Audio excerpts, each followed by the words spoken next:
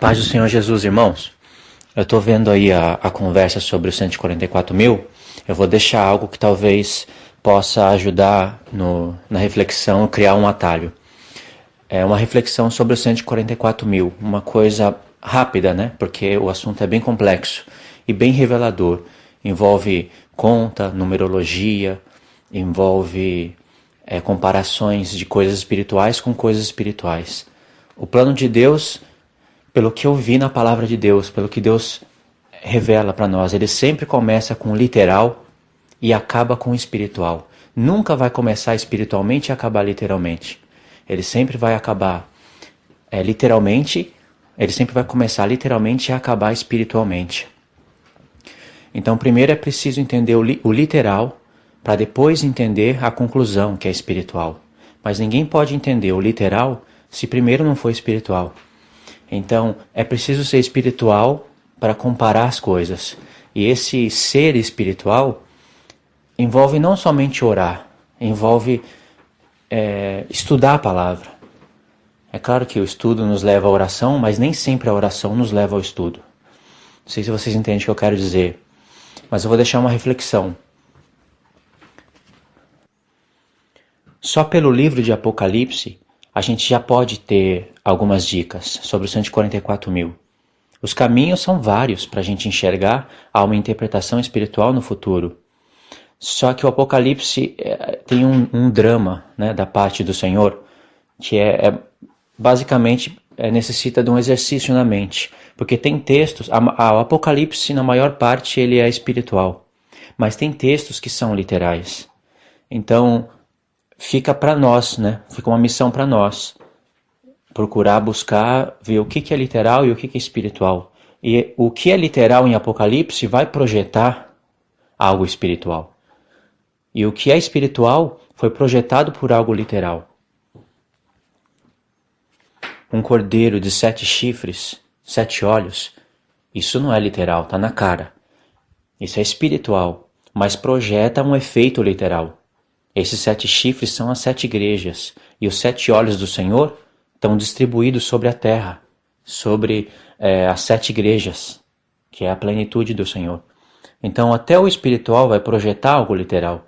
Não precisa ficar brigando se existe um cordeiro de 7 chifres e 7 olhos no céu, porque não existe. Só que isso não é uma regra. Tem exceções em Apocalipse. No caso da cidade, seria uma exceção. Essa cidade que eu vejo tem 3 pessoas, tem 3 grupos que interpretam a cidade. O primeiro grupo interpreta a cidade só literalmente. Crê mesmo que vai existir cidade de ouro, com pedras preciosas, com as medidas, mas não teve o alcance, a mente não alcançou o entendimento espiritual, que seria o mais importante. Algumas pessoas entenderam o espiritual. Esse é o segundo grupo. Entendeu a projeção do que Deus quer falar através da cidade. A revelação espiritual. Mas aí acabou anulando o literal da cidade. Esse é o segundo grupo de pessoas.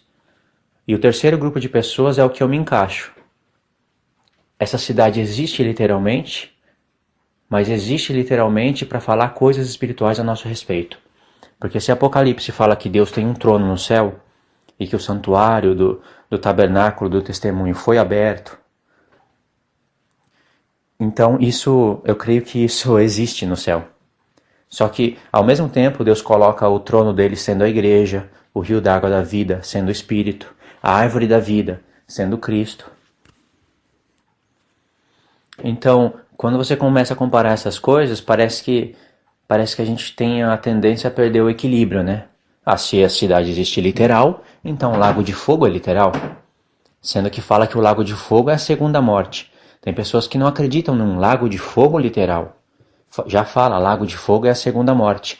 Deus usou a expressão lago de fogo em uma pessoa mergulhada no lago de fogo, com sofrimento, para expressar quão grande, quão doloroso é estar afastado de Deus. E isso é uma verdade. Agora, será que anula a literalidade do lago de fogo? Se anular, quem prova que a cidade é verdadeira? Você entende como é misterioso? As duas testemunhas é a mesma coisa. Antes eu pensava que ia vir 2 homens na terra e ia fazer tudo aquilo que está escrito, porque Deus é poderoso para isso. Só que depois eu vi que Deus nos empurra a entender sobre essas 2 testemunhas de maneira espiritual e não literal. No caso, por isso que eu falo, nem tudo é uma regra. No caso das 2 testemunhas, eu não espero 2 homens vindo na terra e soltando fogo pela boca. Eu não espero isso. Por mais poderoso que Deus seja, isso foge da coerência. Eu também não espero 3 anjos voando pelo céu e anunciando o evangelho eterno, falando em todas as línguas. Porque quem é que não vai crer dessa maneira? Entendeu? Então, é mais por coerência, não só por coerência, né? Mas as comparações dos textos e das coisas que estão no Apocalipse envolve uma coerência também, não é? Não é só porque eu creio que a cidade é literal também que eu vou crer que existe um dragão de 7 cabeças e 10 chifres. Entendeu o mistério? Agora, sobre os 144 mil, não é tão complicado assim. Eu vou ler uns textos que estão em Apocalipse mesmo, só por Apocalipse. Deus vai dar algumas dicas, porque no próprio Apocalipse, comparando texto com texto, por causa do trocadilho de palavra e do quebra-cabeça que está espalhado, Deus nos dá a entender muitas coisas só pelo livro de Apocalipse. Só que vai ficar muito mais rico quando você for nos profetas. O livro de Apocalipse, ele tem a função de revelar, mas ele revela fazendo junção de textos que estão nos profetas e acrescentando algo que não está. Pode ver que 80%, mais ou menos, eu não digo que é 80%, pode ser 70%, 80%, 85%, mas mais ou menos 80% do Apocalipse são textos que já estão nos profetas, só que eles vão estar juntos, um com o outro. Isaías com Jeremias, aí pega um texto de Oséias com outro texto, e tudo em forma de figuras. Aí Deus acrescenta algo que não vai estar nos profetas, alguma frase, algo que revela o futuro. Então o Apocalipse tem essa função de revelar através disso. Então, para entender os símbolos que estão em Apocalipse, você vai ter que entender os contextos históricos que estão nos profetas. Isso é uma regra. Agora, vou ler um texto aqui em Apocalipse. Apocalipse 3, diz assim: Venho sem demora. Guarda o que tens, para que ninguém tome a sua coroa. Ao vencedor, eu farei coluna no templo do meu Deus, donde jamais sairá. Escreverei sobre ele o nome do meu Deus, o nome da cidade do meu Deus, a nova Jerusalém que desce do céu, da parte do meu Deus e o meu novo nome. Quem tem ouvidos, ouça o que o Espírito diz às igrejas. Essa frase aqui que fala quem tem ouvidos, ouça, não é quem tem 2 orelhas, escuta. Não é esse o sentido. Quem tem ouvidos vai ouvir, mas tem que entender. Porque é através de entender, o ouvir aqui significa entender. Através disso que vai vir as bem-aventuranças. O que está em Apocalipse 1 e no final de Apocalipse, né? Bem-aventurado o que lê, o que ouve e o que guarda as palavras do livro da lei.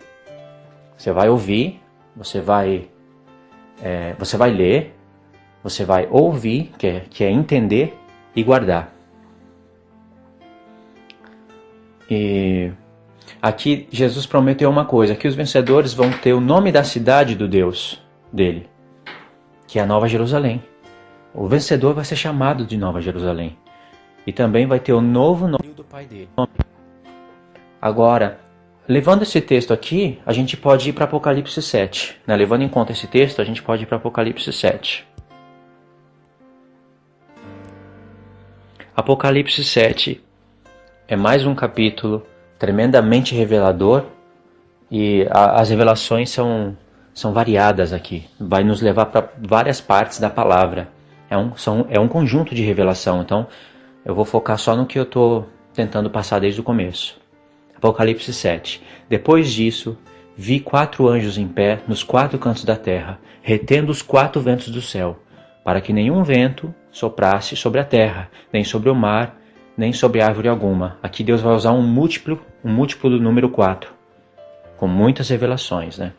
E vi outro anjo subir do sol nascente, tendo o selo do Deus vivo. Este aqui é o Espírito do Senhor. E clamou com grande voz aos 4 anjos que fora dado que danificasse a terra e o mar. Muitas perguntas teriam que ser feitas aqui, para a gente entender. E a gente pode entender todo esse simbolismo.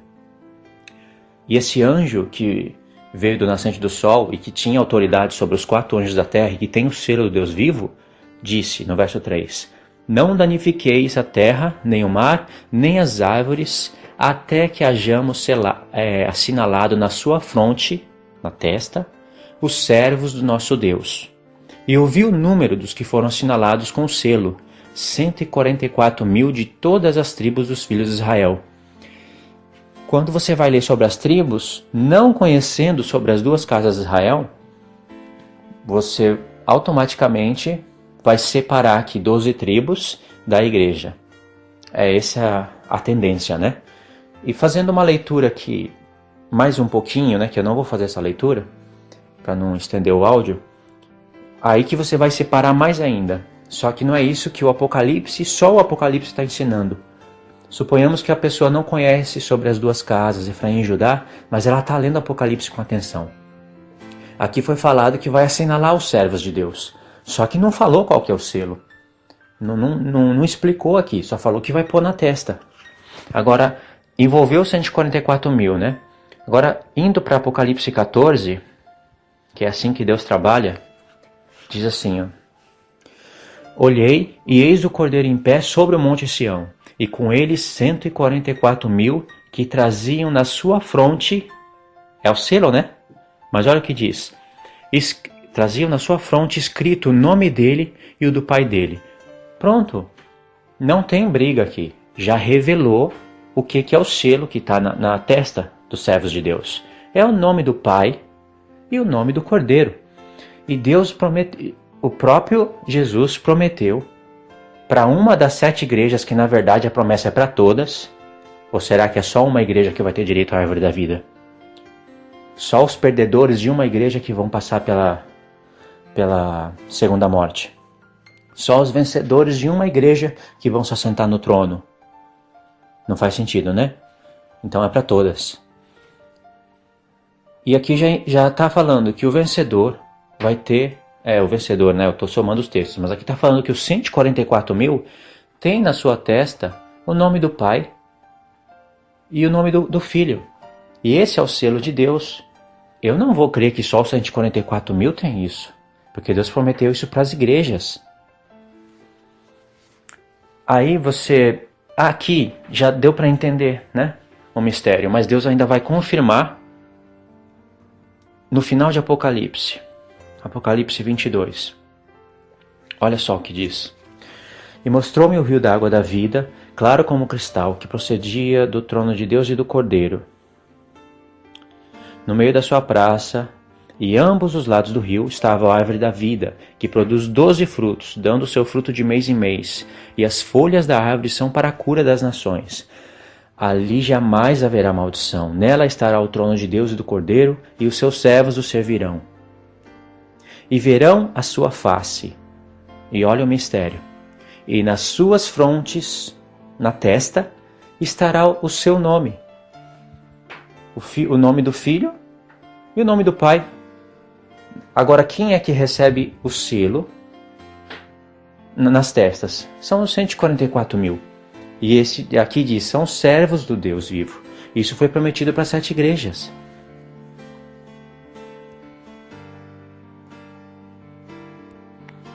Ainda em Apocalipse 22, Jesus finaliza dizendo assim, 22 verso 16. Eu, Jesus, enviei o meu anjo para vos testificar essas coisas a favor das igrejas.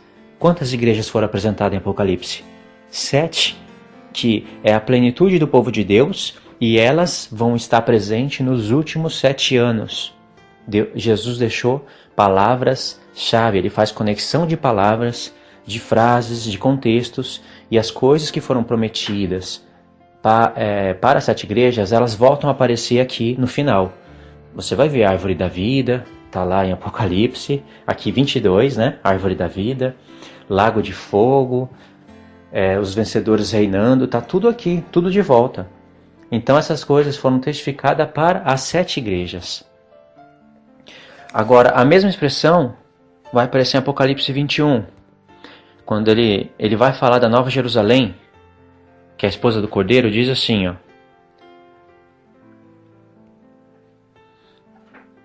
Disse-me ainda, está cumprido.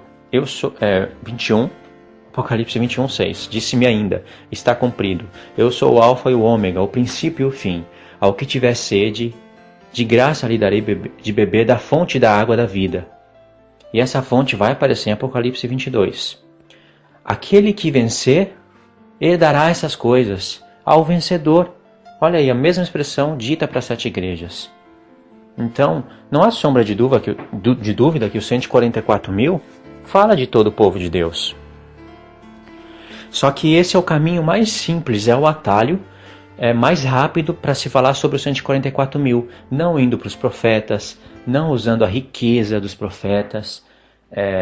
Todos os textos que aparecem relacionados aos 144 mil vão estar nos profetas relacionados aos gentios e aos judeus.